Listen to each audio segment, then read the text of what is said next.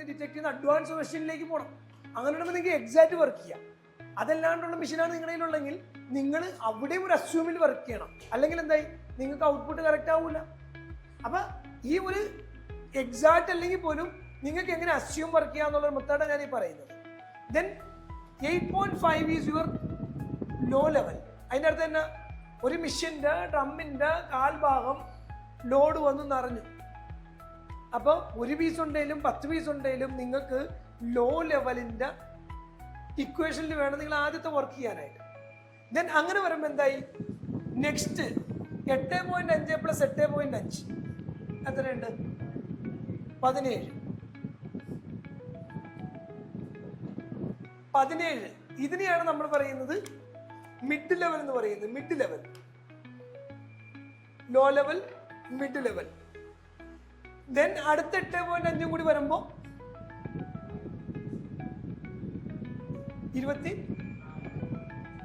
17 അല്ലേ? 17, 20, 25.5. 25.5. അപ്പോ ഇവിടുത്തത് 8.5 low, 17 mid, 25.5 high.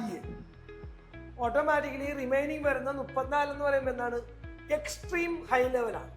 Extreme high ലെവലിൽ ഒരു ലോണ്ടറി വർക്ക് ചെയ്യരുത്, ഇതിൻ്റെ ആവശ്യകത ഇല്ല. എക്സ്ട്രീം ഹൈ ലെവൽ എന്ന് പറഞ്ഞാൽ തുണിയും വെള്ളവും കൂടി അത്രയും കയറുമ്പോൾ it's already increase the capacity more than.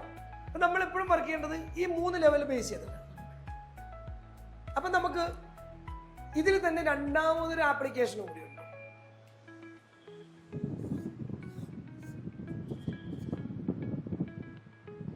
ഇത് നിങ്ങളുടെ വെള്ളം കയറാനുള്ള ലെവൽ മാത്രമേ ആയിട്ടുള്ളൂ. അപ്പൊ അങ്ങനെ വരുമ്പോൾ നിങ്ങളൊന്ന് ചിന്തിച്ചേ, നിങ്ങളുടെ വെള്ളം കയറുന്ന മെഷീൻ അഥവാ നിങ്ങളുടെ മെയിൻ വാട്ടർ സോഴ്സ് പല സ്ഥലങ്ങളിൽ പല ഹൈറ്റിലായിരിക്കും വാട്ടർ ടാങ്ക് ഉള്ളത്. നിങ്ങൾ ചില മെഷീനുകൾ ഡിറ്റക്ട് ചെയ്യുന്നത് ടൈമിന് വെള്ളം കയറുന്നതാണ് ഡിറ്റക്ട് ചെയ്യുന്നത്.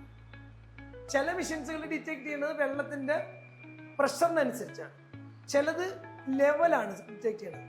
നിങ്ങളുടെ കയ്യിലിരിക്കുന്ന മെഷീൻ ഏതാണെന്ന് നിങ്ങൾക്ക് അറിഞ്ഞാലല്ലേ എത്ര സമയം ഇതിൻ്റെ അകത്തേക്ക് എന്തോരം വെള്ളം വന്നെന്ന് അറിയാൻ പറ്റുള്ളൂ. അല്ലെങ്കിൽ എന്തോ എങ്ങനെ സെറ്റ് ചെയ്യാൻ പറ്റും? അതിന് മെഷീൻ നിങ്ങൾക്ക് സെറ്റ് ചെയ്യാൻ പറ്റുന്ന കേപ്പബിലിറ്റി ഉണ്ടായിരിക്കണം മെഷീൻ.